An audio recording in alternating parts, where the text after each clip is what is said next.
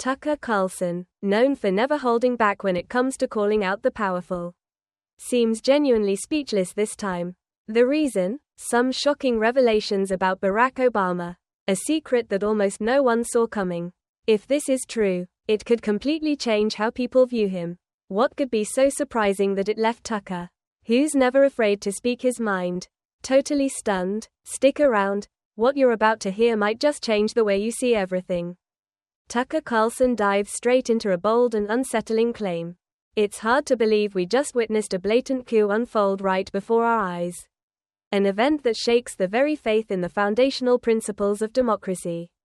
The event he's referencing has left him, and many others, with serious questions about how power is transferred and whether transparency and legitimacy were upheld in the process. Carlson highlights how the reaction from Democrats and their supporters has only deepened these concerns. Rather than engaging in meaningful dialogue, they often resort to dismissive sarcasm, saying things like, "First, you said he was too senile to run for office, and now you call it a coup when they remove him." Carlson doesn't shy away from addressing the irony in this response. "Yes, both of those things are true, and I don't know what else to say to make this clearer." He counters, pointing out that doubts about the president's cognitive abilities have been mounting for years. However, he emphasizes that these concerns do not justify replacing a sitting president in a way that feels opaque or arbitrary. For Carlson, this isn't just about one administration. It's about preserving trust in the office of the presidency itself, whether someone agrees or disagrees politically. Carlson argues, such a monumental decision demands full transparency and accountability. Anything less risks undermining the very foundation of democracy. What truly unsettles Tucker Carlson isn't just the events playing out in plain sight. It's the intricate and often unseen manipulation of power behind the scenes. Carlson dives into the deeper mechanics of American politics, asserting that what the public encounters on television or hears in polished official statements is just the surface of a much larger, carefully orchestrated machine. Reflecting on Barack Obama's political trajectory, Carlson highlights how the former president represents more than just exceptional political skill. He's not just a gifted politician, he's the product of a meticulously engineered campaign backed by powerful interest groups. Carlson asserts, Obama's rapid ascent, he argues, isn't simply a story of raw talent or serendipity. Instead, it reveals the influence of an elite network capable of shaping not just careers but entire systems of governance. Carlson contends that every move and decision during Obama's rise was part of a broader strategy.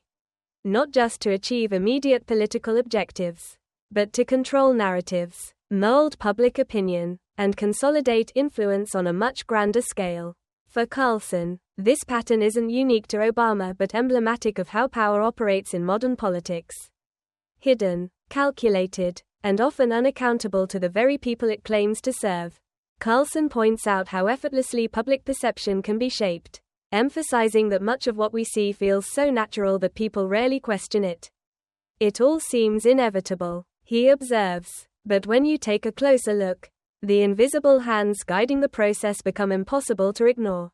Using Barack Obama's meteoric rise as an example, Carlson explores not only the former president's undeniable charisma and extraordinary speaking ability but also the deliberate system that worked behind the scenes to propel him to power. He argues that every step of Obama's journey, from his early political moves to the symbolic choices made throughout his presidency, was part of a carefully orchestrated, long-term strategy. Carlson contends that this is more than just a tale of one man's success, it's a striking example of how powerful networks, meticulous image crafting, and media influence can shape the destiny of an entire nation. For Carlson, it's a reminder to look beyond the surface and question the forces quietly steering the course of history. While many regard Barack Obama as a beacon of hope and renewal, Tucker Carlson offers a provocative counterpoint, arguing that Obama's influence stretches far deeper than most realize. Carlson highlights the role of hidden power networks and narrative-shaping strategies in constructing a political legacy that, in his view, is far from organic. What troubles Carlson most is not merely the existence of these invisible hands, but how effortlessly they blend into the fabric of public life. making it nearly impossible for people to distinguish between genuine achievements and carefully crafted illusions. Obama's journey, he argues, was far from the grassroots success story often portrayed by the media. Barack Obama did not emerge from the grassroots as many believe. Carlson asserts, his career is not the product of mere luck or talent. It is a series of carefully orchestrated steps supported by forces unseen by the public. Carlson contends that Obama's rise, from a relatively unknown figure to the first African American president of the United States, was meticulously planned by powerful entities operating behind the scenes. This transformation, he suggests, is not just a testament to Obama's personal skills, but a demonstration of how strategically wielded influence can elevate an individual into a symbol of hope and progress while consolidating power for larger, less visible interests. For Carlson, Obama's story is not just about one man. It's a window into how political narratives are built, maintained, and used to shape the perceptions of an entire nation. One particularly striking example of this theory, according to Tucker Carlson, is Barack Obama's breakout moment at the 2004 Democratic National Convention, a pivotal event that dramatically changed the trajectory of Obama's political career. At the time, Obama was a relatively unknown state senator from Illinois, with no federal office experience and a name that most Americans had never heard. Carlson reflected on this moment, saying, "I had never heard of Barack Obama before 2004. Even though my job was to follow major political developments. And yet, with just one speech, Obama was catapulted into national stardom." Carlson questions whether this was truly coincidental. Carlson shared a vivid memory of his first encounter with Obama one evening in Boston. Just before the convention, he recalled seeing Obama walking down the street, cigarette in hand, deep in conversation with Jesse Jackson Jr., another well-known black politician. In that moment, Carlson admitted he wasn't particularly struck. He looked quite ordinary. Nothing about him suggested he was a rising political star. Carlson recounted, "I wondered how someone like that could land such a prime speaking slot at a major party convention." Just days later, Obama took to the stage as the keynote speaker for Thursday night, a coveted primetime slot usually reserved for seasoned politicians with long-established reputations. Obama's speech resonated deeply with viewers, introducing him as a unifying and inspiring figure. According to Carlson, this moment wasn't just a turning point for Obama, it was the launchpad for his meteoric rise. A clear indication of how strategically placed opportunities can propel someone into the national spotlight. For Carlson, the calculated nature of this event perfectly exemplifies the invisible forces at work in shaping public perception and political power. Tucker Carlson emphasized that Barack Obama's rise to prominence, particularly his career-defining speech at the 2004 Democratic National Convention, was no coincidence. To Carlson, this moment was undeniable proof that Obama had been carefully prepared for the national stage long before the American public became familiar with his name. Carlson argued that the speech wasn't merely a highlight of Obama's career but a pivotal move in a broader, calculated effort to craft his image as a transformative symbol of change. The story of Barack Obama is not just a success story. Carlson remarked, "It's a perfectly executed performance designed to create the illusion of an outsider rising to the pinnacle of power through sheer effort and personal talent." Carlson went on to examine the media's critical role in constructing and maintaining Obama's public image. According to him, the media not only propelled Obama to political stardom but also reinforced his persona as a humble and relatable leader, supposedly unbound by the usual trappings of politics. Carlson observed, "People love a story of triumph over adversity, and the media did an exceptional job of turning Barack Obama into the embodiment of that story. But if you look closely, you'll see a lot of behind-the-scenes orchestration." Carlson's skepticism wasn't an attack on Obama's undeniable talent or charisma. Instead, it was an invitation to examine deeper questions about the authenticity of modern political figures. Are they truly representatives of the people's will? Or are they the products of highly polished and premeditated strategies designed to meet public expectations? Is Obama a genuine leader? Or is he the result of one of the most successful image-building campaigns in American political history? Carlson questioned, Obama's subtle mastery of political messaging was another aspect that Carlson highlighted. Beyond his oratorical prowess, Carlson described Obama as a master strategist who meticulously shaped his narrative to resonate with voters.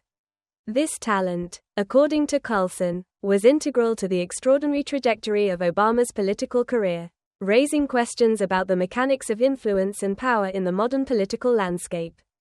From the very beginning of his ascent in politics, Barack Obama displayed an extraordinary ability to connect with the pulse of the electorate, crafting his messages to resonate deeply with the public's hopes and aspirations. His 2008 campaign speeches became defining moments, not only for his career but for an era, as they carried themes of hope and unity that struck a chord with a divided nation. Tucker Carlson captured this sentiment when he remarked, "Barack Obama is not just a politician, he is a symbol of hope." Carlson acknowledged that Obama's words, such as those in his memorable 2008 Democratic National Convention speech, went beyond ordinary political rhetoric. In that address, Obama famously proclaimed, "We are not a red America or a blue America. We are the United States of America."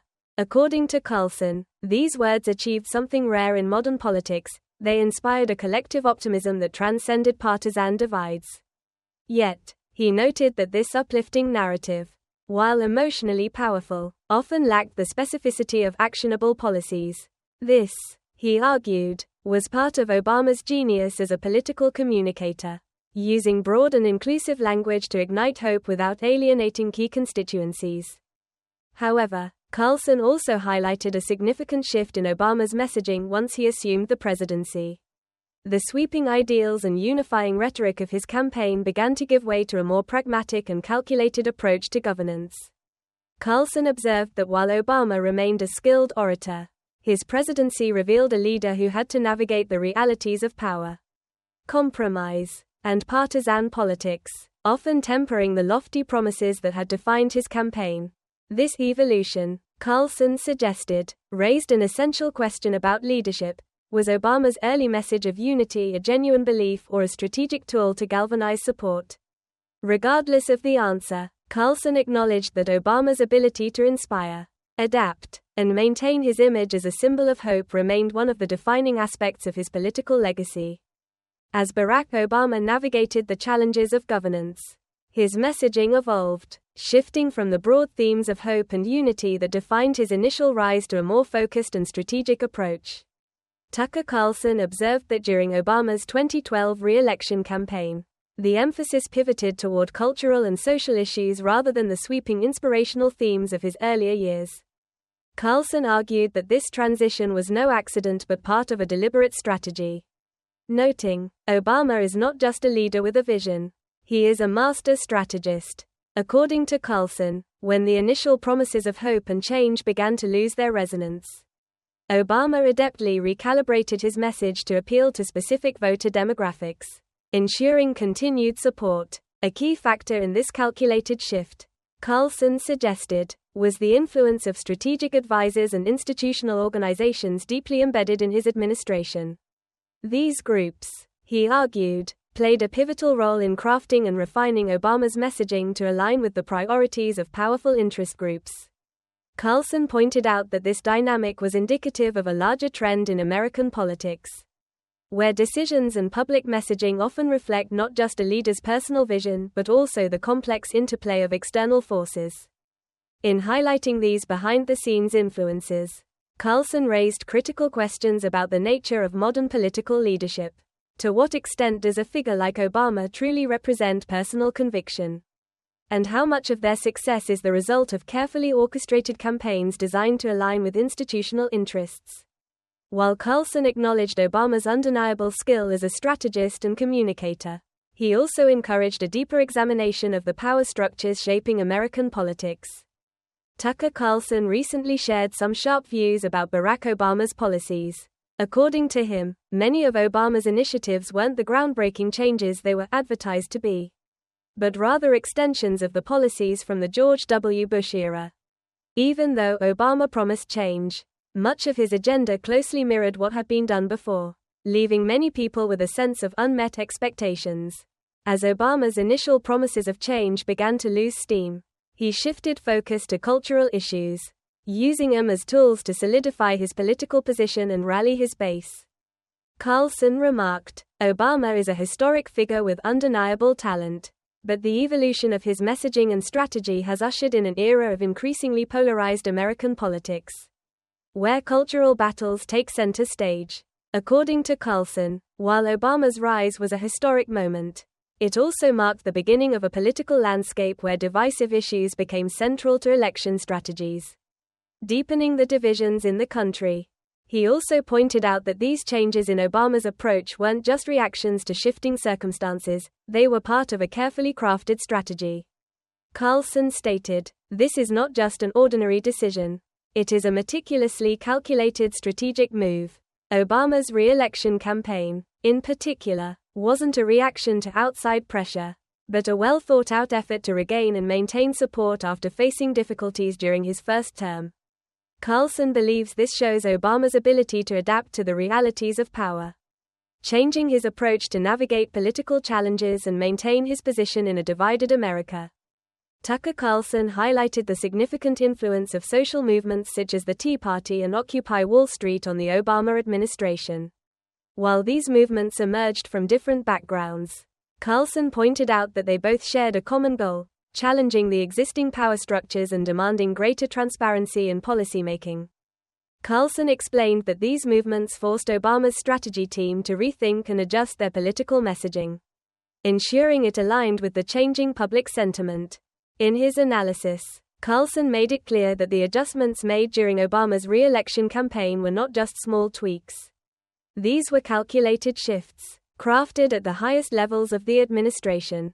He emphasized, "This is not a spontaneous reaction but a cautious step in the face of significant challenges the Obama administration encountered during its first term." Carlson argued that the pressures from movements like the Tea Party and Occupy Wall Street pushed the Obama team to recalibrate their approach. Despite coming from opposite ends of the political spectrum, both movements sought to challenge authority and expose the lack of transparency in government policies. This, according to Carlson, was a driving force behind the strategic shifts in Obama's messaging, as the administration navigated through an increasingly polarized and turbulent political landscape. Tucker Carlson also highlighted a key shift in the way Obama and his campaign started using certain terms in speeches and media. Words like woke began to crop up more frequently, and Carlson didn't believe this was just a random trend.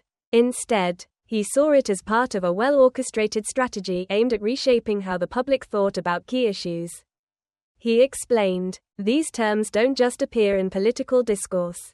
They are systematically embedded to establish a new narrative." Carlson was suggesting that this wasn't simply a case of new language cropping up. It was a deliberate attempt to plant specific ideas in the minds of the public. By carefully choosing the words used in speeches and media, Obama's team was crafting a narrative that would help them frame the national conversation in a way that worked for their political goals. What's more, this wasn't just about changing the content of the message, but also how the public would receive and react to it. Carlson pointed to the role of advanced data analysis and modern communication strategies, tools that allowed the campaign to maximize the impact of these language shifts. This approach went beyond just altering the message, it was about influencing the way people thought about social issues, deepening their understanding, and shaping the broader political conversation. For Carlson, this wasn't a small adjustment. It was a calculated effort to not just participate in the dialogue but to control it. And by embedding these new terms in the political lexicon, Obama's team was making sure their message would stick with the public, evolving how they engaged with important social and political topics for years to come. Carlson further emphasized that this shift in political messaging didn't just alter how political campaigns were run, it also had a profound impact on the media's role in shaping public perception. He pointed out that the media now does not just reflect reality, it shapes reality. This observation suggests that modern media has evolved beyond simply reporting the facts. Instead, it actively curates narratives to guide the public towards specific beliefs, manipulating how issues are framed and understood. Carlson argued that media outlets no longer serve as neutral parties, instead, they have become essential players in the political game. using their platforms to push particular agendas. In this environment, stories are crafted not just to inform, but to influence the way people think, pushing the public toward conclusions that align with the interests of political strategists and influential groups. This dynamic, according to Carlson, has made political discourse more intricate and tactical. Public debates are no longer just discussions of differing opinions, they have become carefully orchestrated battles over perception. The line between news and opinion has blurred. And with it, the power of the media to shape public opinion has only grown stronger. Carlson's point was that these changes have far-reaching consequences, especially in terms of political outcomes. Campaigns now don't just rely on traditional methods of persuasion, they depend heavily on how well they can control the narrative through media manipulation. This not only affects election results but also influences how people approach and understand broader political and social issues, making the public more susceptible to the strategic use of media in shaping their beliefs and views. One of Carlson's most striking observations was the growing wave of public awakening. A shift in consciousness he argued has become impossible to ignore. He remarked, "More and more people are realizing that much of what they are told, from political campaigns to media narratives, is nothing more than cleverly constructed lies." In this insight, Carlson underscored the dramatic evolution in public awareness. What was once obscured behind closed doors and tightly controlled narratives is now becoming blatantly visible to the average person. Carlson contrasted this new reality with earlier generations, when misinformation could more easily slip under the radar. Today, however, the control exerted over the public is far too obvious to conceal. The collective awareness has reached a tipping point. Not only do people see through the lies, but they are also beginning to question the power structures that have long controlled the narrative. For Carlson, this mass awakening isn't just about challenging individual beliefs, it's a larger societal shift. People are now more inclined to scrutinize the systems of power that have existed unchecked for so long, demanding more transparency and accountability. In his closing remarks, Carlson suggested that this awakening marks a crucial turning point for the nation. He stated, "We are witnessing a profound transformation where the public is not only questioning what they are told but also gradually confronting power structures and seeking genuine transparency." Carlson's analysis, while deeply focused on Obama's strategies, ventured far beyond that to encapsulate a larger, more transformative moment in American society. He painted a picture of a country on the brink of change, where political messaging, media influence, and growing social awareness are collectively reshaping the future of American politics, offering new challenges and opportunities for both leaders and the public. Propaganda has always played a powerful role in shaping how people think and what they believe, especially when it's used to guide political messages. It's a tool that's been used throughout history to sway public opinion. And in his commentary, Tucker Carlson dives deep into how this has not only influenced the past but is still affecting the political world today. Carlson starts by looking back at history, bringing up Joseph Goebbels, the Nazi propaganda chief, as a prime example. Goebbels didn't need weapons to control the masses, he used the media to craft messages that manipulated how people felt and thought. His power came from shaping public perception, which Carlson sees as a reminder that real power doesn't always come from military might. Instead, it can be wielded through carefully chosen words and ideas. Goebbels didn't need guns or bombs.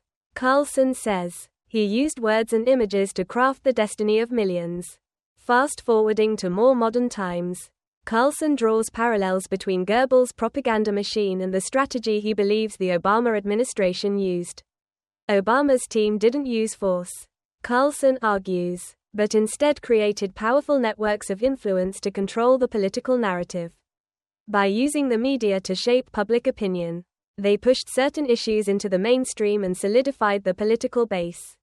The Obama administration did not use force directly but created complex networks of influence to control political narratives.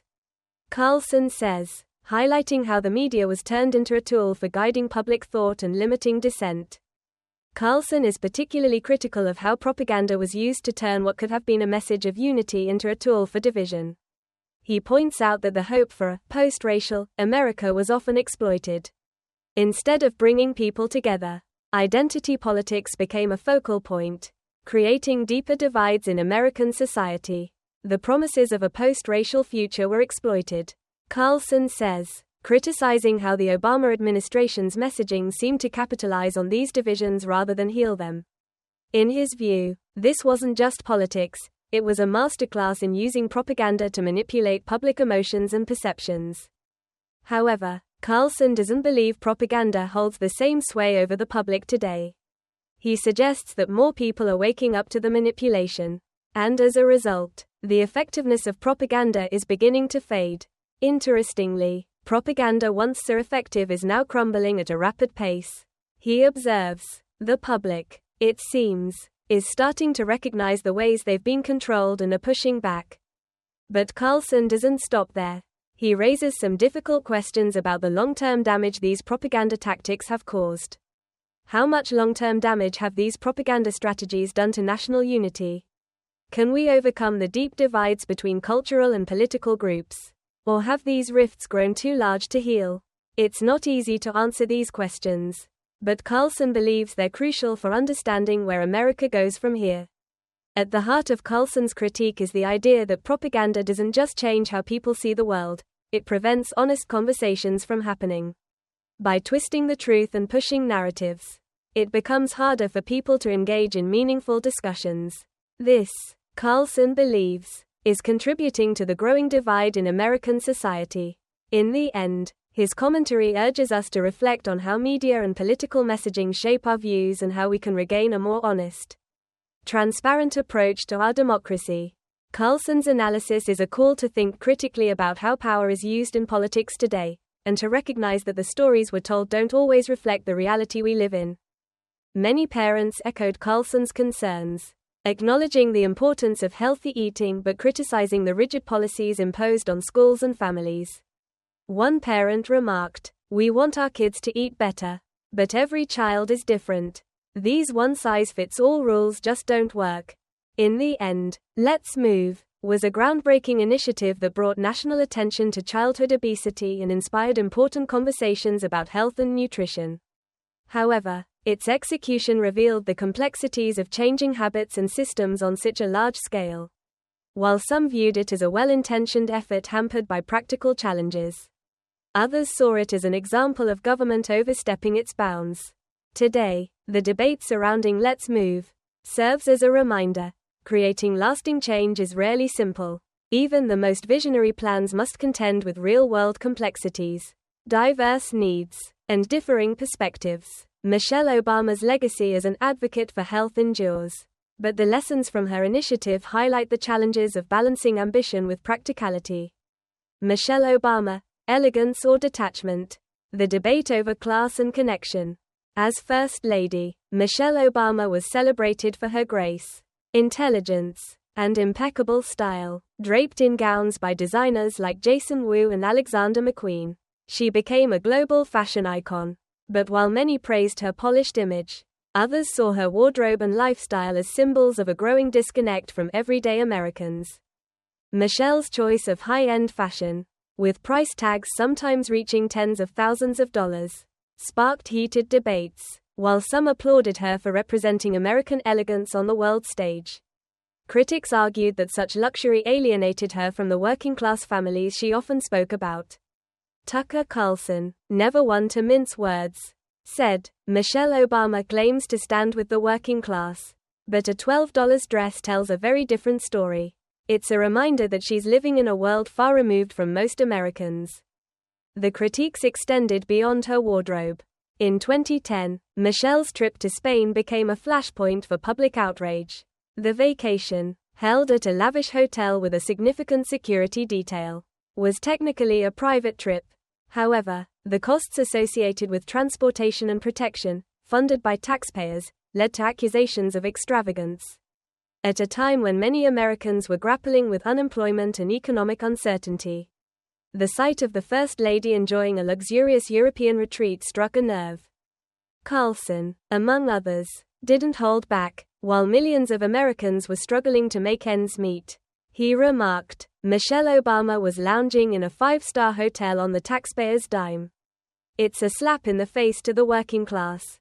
These criticisms weren't merely about money, They were about perception. For some, Michelle's background as a working-class girl from Chicago felt overshadowed by her current lifestyle. Her expensive clothing and high-profile vacations seemed, to critics, like signs she had lost touch with her roots. However, her supporters saw things differently. They argued that Michelle's success, and the way she carried herself, was a source of inspiration. Especially for women of color.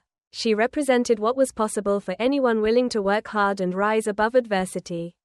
Her fashion choices and travels, they said, were part of her role in representing the United States on the global stage.